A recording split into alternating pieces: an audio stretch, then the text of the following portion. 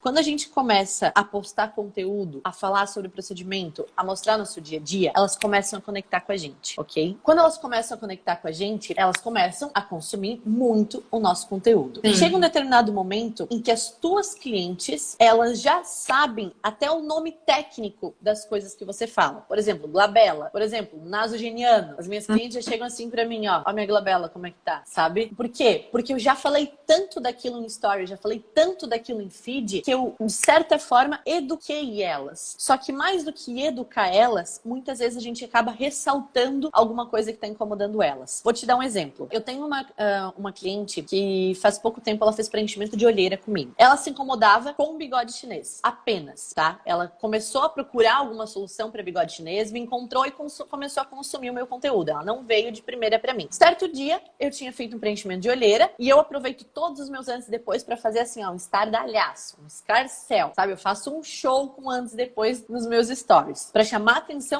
mesmo pra aquilo. E ela começou a ver aquilo que eu tava falando sobre olheiras, sobre preenchimento de olheira. E ela nunca tinha percebido que ela tinha olheira. Nunca tinha visto que ela tinha olheira. E ela marcou a avaliação aqui e ela chegou assim pra mim, Giovana, eu comecei a te acompanhar, porque eu me incomodava com o meu bigode chinês, só que esses dias você postou uma olheira que você preencheu. E eu nunca tinha percebido que eu tinha uma olheira marcada. Só que depois daquele dia que você falou sobre aquilo, eu comecei a enxergar a minha olheira. E isso começou a me incomodar. E começou a me incomodar tanto que isso tá me incomodando mais do que o meu bigode chinês me incomodava. Então eu vim aqui hoje e eu quero resolver os dois. Porque eu já quero resolver a olheira que eu descobri que eu tenho, que tá me incomodando demais, e o bigode chinês que eu já tinha ciência e que estava me incomodando. Então o que aconteceu? Eu despertei nela. Eu mostrei pra ela que existia um problema. Não com a intenção de vender. Eu estava mostrando um resultado. Eu estava falando sobre um resultado. Por isso que eu digo que quando você vai lá e quando você tem a frequência, quando você faz conteúdo da forma certa, quando você tem linha editorial, quando você varia os teus assuntos, quando você varia o que você posta ali nos teus stories, você vende. Por quê? Porque as suas clientes começam a consumir aquilo ali. Se elas já têm aquele problema, aquilo começa a se tornar maior ainda, porque você está mostrando a solução daquele problema para ela. Se ela não tem aquele problema, muitas vezes você deixa ela presente para aquele problema, ela começa a entender que ele existe na vida dela e sabe que você tem a solução. Então, de uma forma ou de outra, ela vai buscar quem?